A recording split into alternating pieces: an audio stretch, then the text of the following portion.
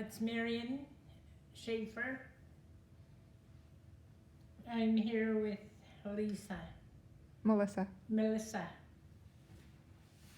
I have more story to tell, and this one is on residential school, how it divided families. And back then, I, for one, never knew how much I was impacted on my brother being away at residential school.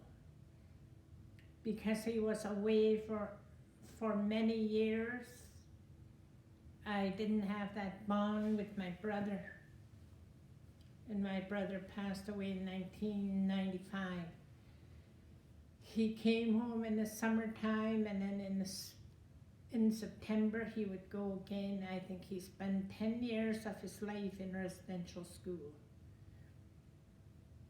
And that was what really stayed with me when my brother passed away. This is just something for the young people again, that they need to start being aware of how they could be impacted or by family breakups and all that. It took away from me that closeness wasn't there, the connection wasn't there, and it was hard because it was hard for him too, because he never was close to us. And he got married and had 2 children. And when he passed away is when everything came back to me, and it took me a long time to really get over it. I never knew how it could still be with me at that time, but it was really hard. I grieved for him a long time, and I spoke to him at his grave, and I said, I'm sorry that I had no connections with you, but it's not my fault, it's not your fault, it's the residential school that took you away from us. And when I came to residential school, it wasn't that. It was like you could come down for 10 months and then you go back in the summer, but it was different. At least you had letters. That's one communication you heard from home, and you get parcels every other week from home, which is McClucks and dry meat, which was really good. But the only thing that was hard was the loneliness and the culture shock. And from there, I became stronger in my prayer. Because one day I went home after school and my mom said to me, you're gonna go to Fort Simpson school with your brother.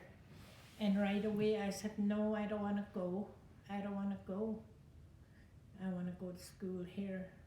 And it happened. Every night I would pray, and I asked God, I said, I don't wanna go to school in Fort Simpson. This is where I wanna go to school. Within 2 weeks, I went home again after school. My mom came. My mom said, Mr. Hamilton, who was the priest in charge in Oak Grove for sending kids away, came by and said, you don't have to go to school in Fort Simpson, there's no room. Wow. So my prayers were answered. So I'm a real believer in prayers. Prayers are powerful. Mm-hmm. And that's what residential school did to me, is with my brother. And I can imagine how our elders felt when their kids were taken at a small age. I read about it with a book that became available through Trondheim with Jen. Finding Your Way Home? Mm-hmm. Mm. Yeah. And that I also use that in the school. And it's just ongoing, like you never get bored if you want to teach your young people. You always think of something and it comes to you. Mm-hmm. And now today it's so much change in residential school too. It's not residential school anymore. That the kids are, they can go home. They go home Thanksgiving. They can go home at Christmas time. They can go home at spring break. They can go home when there's a death in the community. So it all change. It's not like they come down and stay for 10 months. Mm-hmm. So everything is changed, and it's all through that land claims again. Do you find it's so hard for them to come down, just even to Whitehorse for high school? Yes, it's hard because some finish school and some don't.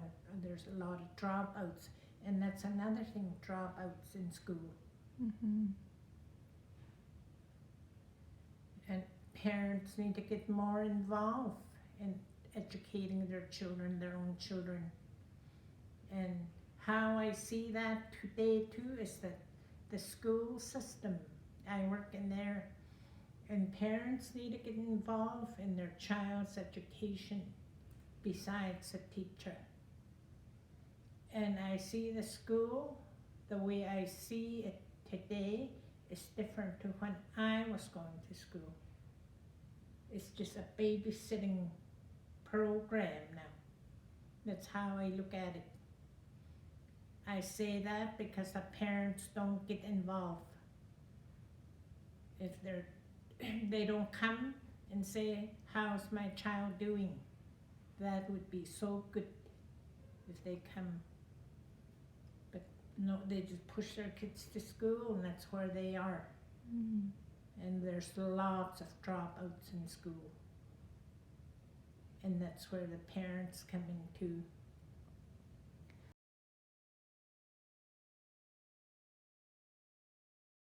That would help them. Anything would help them. Mm-hmm. But their traditional story is more important for them to listen to. Because some young boys in the community, in my community, is like go out on the land all the time. And they're teaching themselves. Mm-hmm. They go out there and they shoot a caribou or a moose and they know how to butcher it. And they go out and do some ice fishing. And they know the name of the fish. And all that is from the school, Pidgin language. Wow. Yeah. And some of the young boys today, they're lost with getting wood too.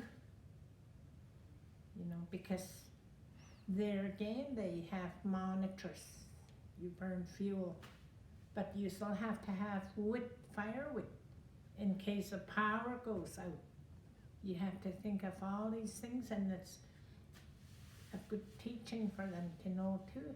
Mm-hmm. They can't just think, well, we don't need wood. We got fuel, but the power can go out. Then if you don't have wood, then what happens, you know? Yeah.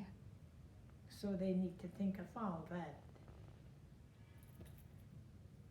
They need to think of something breaks down with the water and sewer. Well, what they gonna do, you know? Yeah. And for the girls, they need to start learning how to sew. Do you teach how to sew?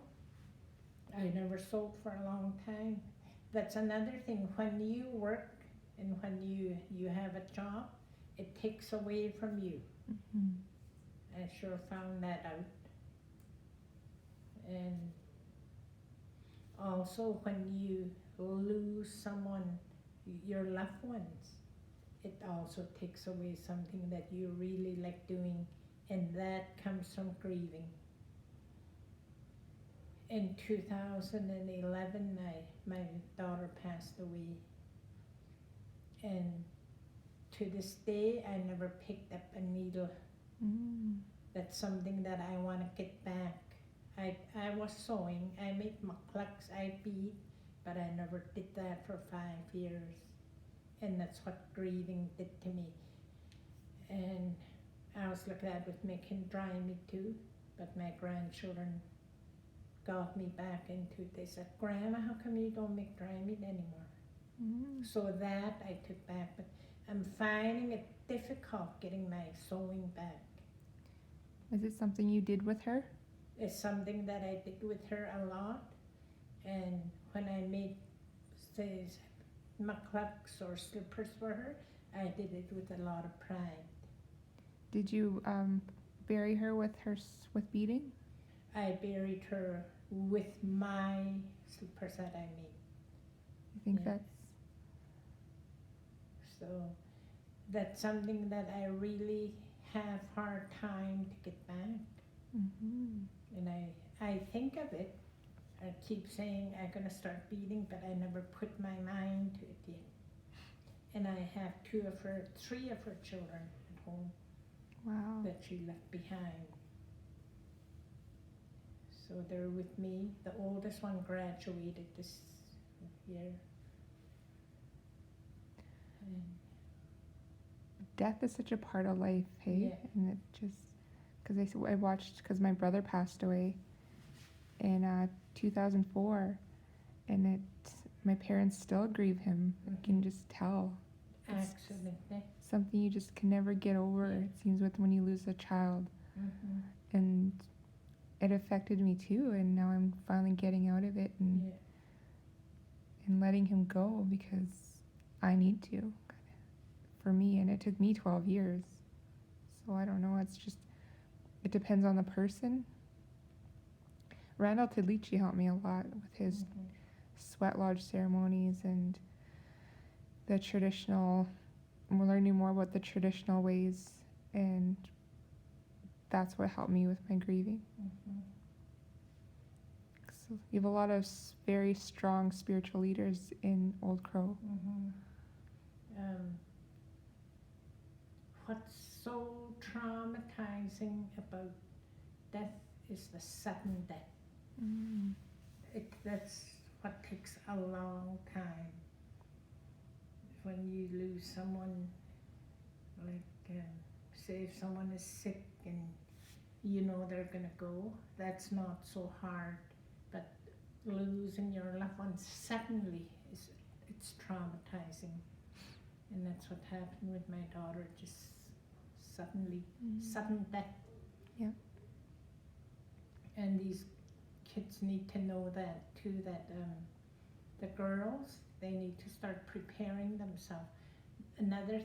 One thing that's lost in my community is the traditional tanning moose skin and caribou skin. Nobody does that anymore. And that's lost too. Do you know people that can? People that can, but again, it's all for money.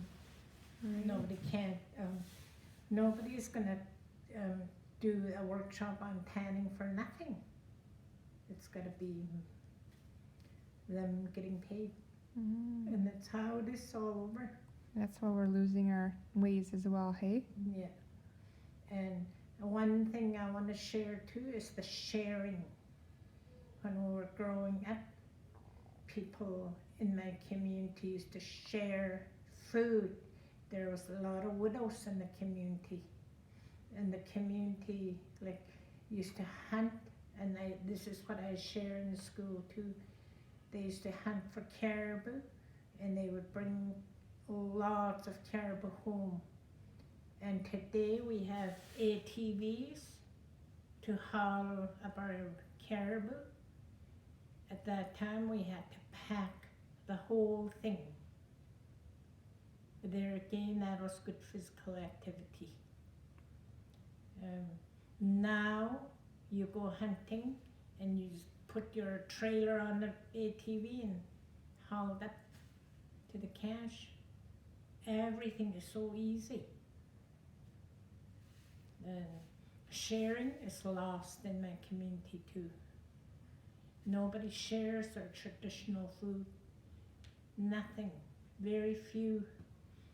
When I was growing up, there were widows in the community, and if I learned this from my mom, she always got me to take food to these old people. Go get this old woman and bring her home for lunch. And I did all that. And she used to share. She was good at sharing her food. My dad too. They used to set net in July for salmon. And if one elder got a salmon, they go out in small canoe. They don't go with boat. They bring a salmon, and the whole community gets a piece of salmon. But that's gone. Everybody's just to themselves. So sharing was a big part of our life too. That was our custom, but it's gone now. And these are the things we need to teach the kids. To bring it back. Mm-hmm. In August, my grandson went up the mountain and he brought a caribou back, one caribou. And when he was coming home, he said, "Grandma, I saw Nancy," and she just looked at me long time. Nancy's my relative. I'm gonna give her a piece of meat. I said, "Go ahead, give it to her." So he took it up to her, and he was giving meat to a few of his friends, and I just let him. No use to be greedy. Those people out there want fresh caribou too. That's another thing that's lost in our community. There's lots to teach. And I'm glad you're sharing that, because that's what our youth and need to hear, because it's up to them to make it better and bring it back. And I think it'll happen. Yeah. Even in the city, like if you have my late daughter did that all the time. She always used to give to the street people. And if we went out and ate, and she said, "I'm gonna take this and I'm gonna give it to somebody that's hungry," and she did a lot of that. And that teaching came from us. Sharing.